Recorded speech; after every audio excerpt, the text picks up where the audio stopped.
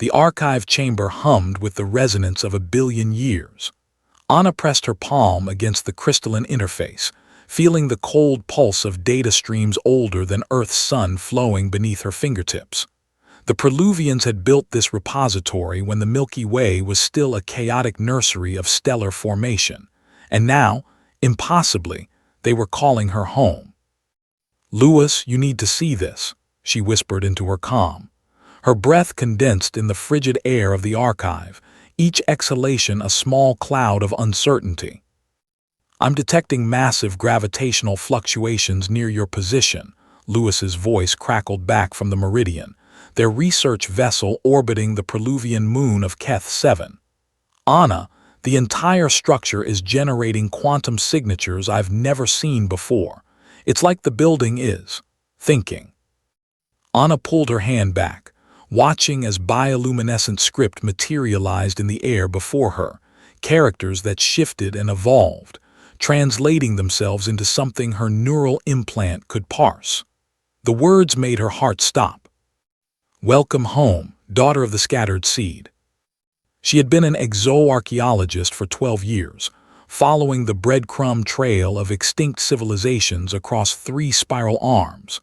Nothing, not the geometric temples of the Vaj Collective, not the living ships of the Thorn Nebula derelicts, had prepared her for this. "Louis, initiate full spectrum recording. I think they've been waiting for us." 3 days earlier, the meridian had dropped out of faster-than-light transit into the Keth system, drawn by electromagnetic signatures that predated the Galactic Council by epochs. The Council, a loose confederation of 47 spacefaring species, had marked this sector as archaeologically significant but sterile. No one expected to find anything functional. Louis had been running spectral analysis on the moon's surface when he'd spotted it, a perfect hexagonal structure, each side stretching 3 kilometers, sitting in a crater that showed no impact damage. It was as if someone had simply placed it there, carefully, deliberately. "This is impossible," he'd muttered, his dark eyes widening behind the holographic displays. "The radiometric dating puts this at 4.2 billion years old. That's older than Earth, older than most G-type stars in this region." Anna had smiled then, that fierce grin that always appeared when she found something that shattered conventional understanding. "Then I guess we'd better go say hello to our elders." Now standing in the archive's central chamber, she wasn't sure if elders was the right word anymore.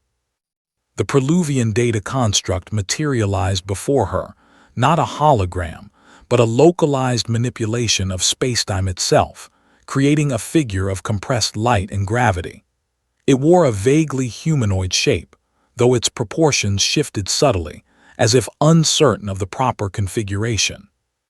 "You carry the markers," it said, its voice resonating directly in Anna's auditory cortex. "The spiral pattern in your genetic code, the bilateral symmetry, the hydrocarbon basis, the calcium phosphate endoskeleton. You are of the first divergence." Anna's scientific training warred with the primal part of her brain that wanted to run. "I don't understand. Humans evolved on Earth. We have a complete fossil record going back millions of years."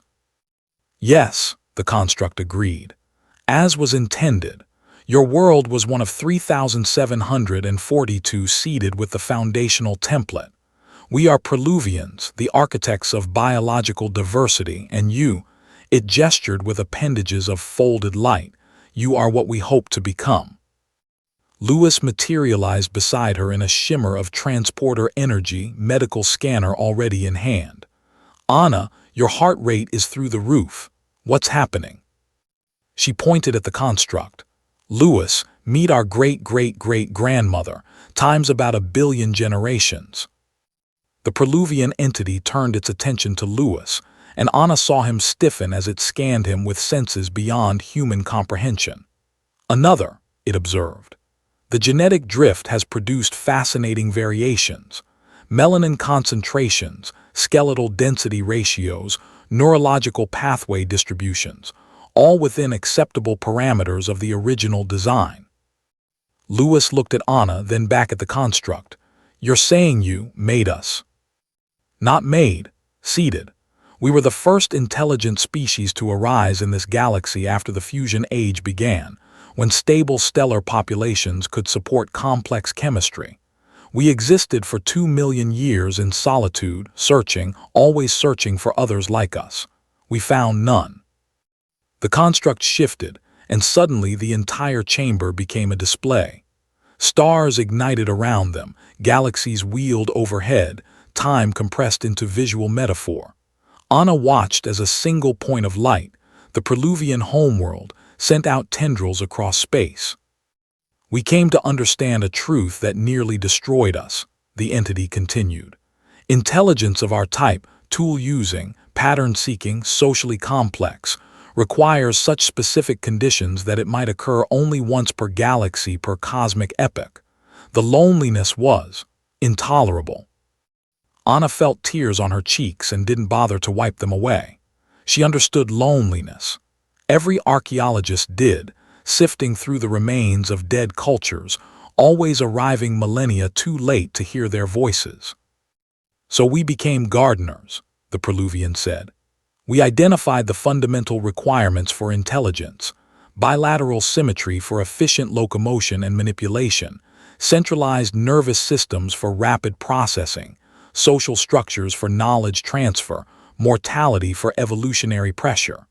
We encoded these principles into genetic templates and sent them to worlds that could sustain them. Panspermia, Lewis breathed, directed panspermia on a galactic scale. We sent our children into the cosmos, knowing we would never see them grow. We built these archives to wait, to watch, to preserve our knowledge for the day when one of you would develop spaceflight and come seeking your origins. The display shifted, showing world after world. Anna recognized some of them: Zentara, homeworld of the insectoid Zentarans; Pax Thorn, where the aquatic Paxians had built their coral cities; New Varanasi, the second human colony world. The Galactic Council, she realized. How many of the member species? 43 of the 47, the construct answered. The others arose through independent evolution or were created by already evolved species. But the vast majority of intelligence in this galaxy shares a common ancestor, shares us, shares you. Lewis's hands were shaking as he ran calculations on his datapad. The timeline works. 4 billion years ago, the first complex organic molecules would have been forming in Earth's primordial oceans. If you introduced a genetic template then, guided certain chemical reactions, kick-started the process. We did not force evolution, the Preluvian clarified. We provided the initial conditions and let natural selection shape the outcome. Each world produced unique solutions to the same fundamental problems. Your human hands. It gestured to Anna, the Zentaran mandibles, the Paxian tentacles, all different implementations of the same principle, the ability to manipulate the environment. Anna walked through the holographic display, stars passing through her like ghosts. Why didn't you stay? Why seed the galaxy and then disappear? The construct's light dimmed. We did not disappear. We are still here, though not as we were. The price of engineering life across such vast distances was that we needed to transform ourselves. We became post-biological. Our consciousness uploaded into quantum substrates, distributed across millions of archive nodes like this one. You gave up your bodies, Lewis asked. We transcended them. But in doing so, we lost something essential. We can observe, record, analyze, but we cannot feel the warmth of a star on our skin, cannot taste food, cannot experience the rush of discovery in flesh and blood. We traded sensation for immortality and learned too late which had greater value. Anna thought of her grandfather, dead for 10 years now, who had first shown her the stars through a telescope and told her that looking up was a form of prayer. She thought of the weight of her own body, the ache in her feet from standing too long, the gnawing hunger that reminded her she'd skipped breakfast. These annoyances, these limitations, they were what made her human. Is that why you call us family? She asked softly. Because we're what you used to be. More than that, the construct expanded, filling the chamber with light. You are what we hope to preserve. Every species that evolved from our templates carries forward the essence of biological intelligence, the curiosity, the capacity for love and grief, the drive to understand and create. You are our legacy and our redemption. The archives opened fully then, a flood of information that made Anna's neural implant scream warnings about data overflow. She saw the rise and fall of 1,000,000 civilizations, saw worlds where the seeding had failed and others where it had exceeded all expectations.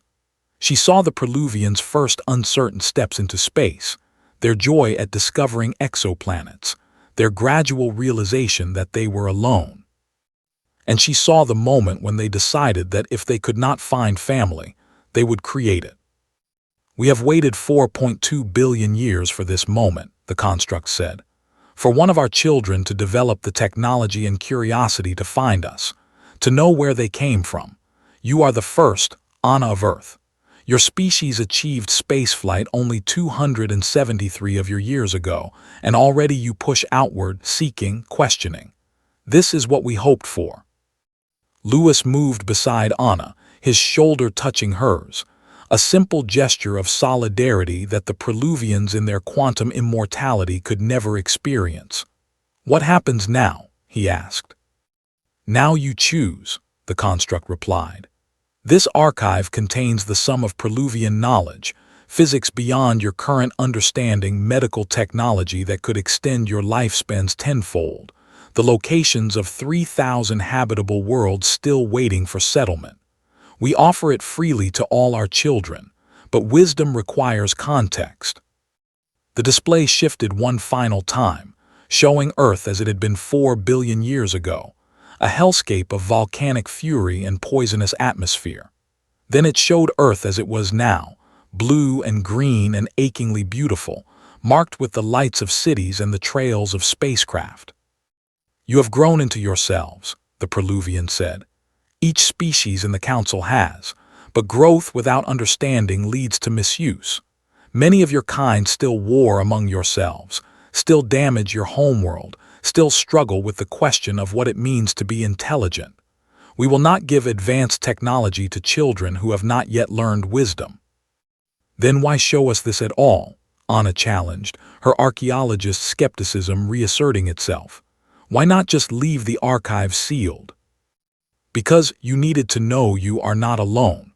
That intelligence is not an accident or an anomaly, but a fundamental expression of the universe's complexity. That every species you encounter among the stars is, in the most literal sense, your family. Anna looked at Louis, saw her own wonder and uncertainty reflected in his eyes. They had come here seeking ancient relics and had found something infinitely more precious: origin, purpose, connection. There's something I don't understand, Louis said. If you seeded thousands of worlds, why did humanity take so long to develop? The Zentarans achieved spaceflight 50,000 years ago, the Paxians even earlier. Different worlds, different timelines, the construct explained. Your Earth experienced 5 major extinction events that reset complex life. The dinosaurs had to rise and fall before mammals could dominate. Your intelligence emerged from a lineage of tree-dwelling primates forced to adapt to savanna conditions, a unique evolutionary pathway that produced exceptional problem-solving abilities and fine motor control. Quality over speed. Anna laughed despite herself. You're saying humans were worth the wait. Every species is worth the wait. The Zentaran hive mind structure allows for perfect cooperation. The Paxian distributed nervous system enables them to process multiple thought streams simultaneously. Humans possess exceptional individual creativity and an unusual capacity for empathy across species boundaries. Each implementation of the template produces unique strengths. And weaknesses, Anna added, thinking of humanity's long history of conflict and environmental destruction. Growth is messy, the Preluvian agreed. We were not perfect either. We nearly destroyed ourselves 3 times before achieving stability. The template we seeded was designed to produce not perfect beings, but resilient ones, capable of learning from mistakes, adapting to change, surviving catastrophe. You humans exemplify this. Your species has endured ice ages, plagues, wars, and still you reach for the stars. The construct began to fade, its light dimming. I must rest soon. Maintaining physical manifestation consumes significant energy. But before I go, understand this. The Galactic Council knows fragments of this truth. They know that most member species share biological similarities too specific to be coincidence. Some suspect the Preluvian intervention, but we have revealed the full truth only to you. Why us? Anna asked. Why humans? Because you asked the right questions. Because you came seeking knowledge, not power. Because in 12 years of archaeological work on Earth, you have never once looted a tomb or destroyed a site for personal gain. You seek to understand the dead, to honor them, to learn from them. This is the quality we hoped our children would possess. The weight of that trust settled on Anna's shoulders like a mantle. What do you want us to do with this information? Share it when the time is right. Help the Council understand that their differences are superficial, their commonalities profound. Work toward unity not through force but through recognition of kinship. And most importantly, the construct's light pulsed with something that might have been emotion. Continue to grow, to explore, to become more than you are. Make us proud. The entity dissolved into motes of light that dispersed throughout the archive. The chamber fell silent except for the hum of ancient machinery and the sound of Anna's breathing. Lewis broke the silence first. The Galactic Council is going to lose their collective minds when we report this. Anna nodded slowly, her scientific mind already cataloging implications. The political ramifications would be enormous. Species that had viewed each other as competitors or strangers suddenly learning they were siblings.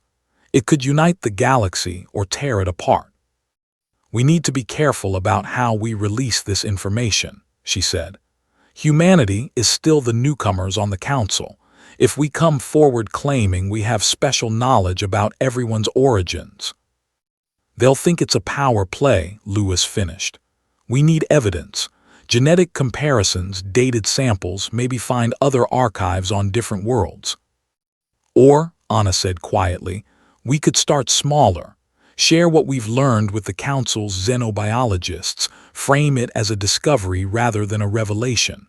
Let them verify it independently. Lewis smiled. That's why you're the lead researcher, and I'm just the guy who flies the ship. You do more than fly, and you know it. Anna pulled up her datapad, already composing notes. We're going to need tissue samples from every Council species, comparative genomic analysis, carbon dating of Preluvian sites across multiple worlds. This is going to take years. Good thing we're not in a hurry. Lewis looked around the archive chamber. Think they'll let us come back? As if in answer, the crystalline walls pulsed with light and a message appeared in the air. You are always welcome here, children of Earth. This archive is your inheritance. Anna reached out and Lewis took her hand. Two humans, standing in a structure older than their entire evolutionary lineage, holding proof that they were part of something vast and intentional. That every species they had met among the stars was family, shaped by the same ancient hand, reaching toward the same impossible future. We should get back to the ship, Lewis said. Start running those genetic analyses. In a minute, Anna stood still, absorbing the moment. I just want to remember this. The day we learned we weren't alone, that we were never alone. They stood together in the archive of the Preluvians, while overhead the stars of the Milky Way wheeled in their ancient dance, and across thousands of worlds, the children of the first species continued to grow, to learn, to reach outward in search of knowledge and connection. The Preluvians had seeded the galaxy with life because they could not bear the loneliness of existence. Now, 4.2 billion years later, their gamble had paid off. The children had found each other, and they were calling it home. Anna squeezed Lewis's hand and smiled. They had come seeking the past and found the future instead. A future where humanity's place in the cosmos was not as conquerors or explorers, but as family returning from a long journey to discover they had always belonged. The archive hummed its ancient song, patient and eternal, waiting for the next child to come home. And